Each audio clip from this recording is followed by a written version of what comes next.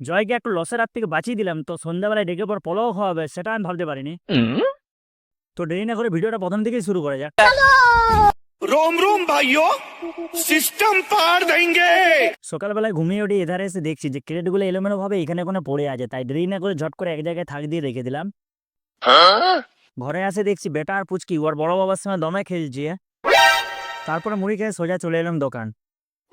তো সঞ্জয় ভাই আজকেও আসা নেই, তো দোকানটা একাই লাগালাম। अच्छा, দোকান লাগানো হয়ে যাওয়ার পর জয় কোথা থেকে একটা পচা নাশপাতি নিয়ে চলে এসেছে, বলছে দাদা এটা বিচে দিতেই হবে। বলেন কি? তো আমি বললাম এত পচা যে আমি বাঁচতে পারবো না, তো হাত ও নিজেই বাঁচতে বসে গেছে। তো এমনও বাঁচানো বাজে যে ভালোর মধ্যেও 2-4টা করে আরো পচা বেরোচ্ছে। তারপরে চলে এলো আমার দোকানে সব দিক কিউটি কাস্টমার।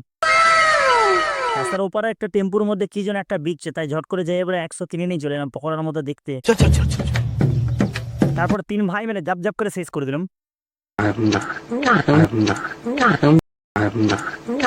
তারপরে সন্ধ্যা হয়ে গেল, তো বাবু পয়সা নিতে এসেছে, দেখছে নাশপাতিটা বিকে দিয়েছে, তাই আমার সন্ধ্যাবেলা ডেকে পর আবার পোলাও খাওয়াচ্ছে। তো আজের মতো ভিডিওটা এখানেই শেষ করে দিলাম। এরকম ফুটাফাটা ভিডিও দেখার জন্য ফলো করো।